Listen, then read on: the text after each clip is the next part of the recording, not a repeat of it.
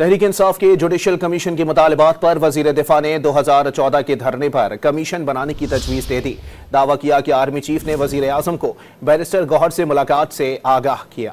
ملاقات میں کوئی سیاسی بات نہیں ہوئی۔ رانا ثناء اللہ نے واضح کیا کہ پی ٹی آئی کا اسٹیبلشمنٹ سے کوئی چینل نہیں کھلا، موجودہ اسٹیبلشمنٹ کی قیادت کا کوئی ذاتی ایجنڈا نہیں۔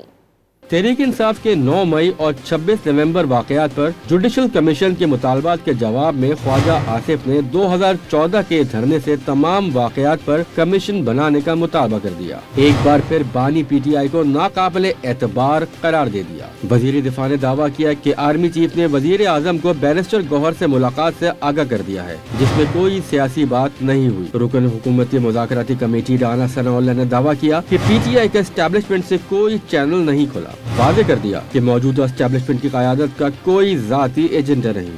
9 مئی ہو یا بعد کے واقعات ہوں، اسٹیبلشمنٹ کے ساتھ وہ بات کرنا چاہتے ہیں، لیکن انہوں نے اس طرف سے ایک ہی میسج ہے کہ بھئی جو پولیٹیکل بات ہے وہ پولیٹیکل پارٹیز، پولیٹیکل لوگ آپس میں بیٹھ کے کریں۔ ہمارے خیال میں تو کوئی بیک ڈور مذاکرات نہیں ہے، فرنٹ ڈور جو ہمارے ساتھ ہو رہے ہیں وہی ہو رہے ہیں۔ سینیٹر عرفان صدیقی نے پیغام دیا کہ حکومتی مذاکراتی کمیٹی کے اجلاس میں پی ٹی آئی کے مطالبات کا تفصیلی جائزہ لیا ہے، 7 ورکنگ دنوں میں جواب دیں گے۔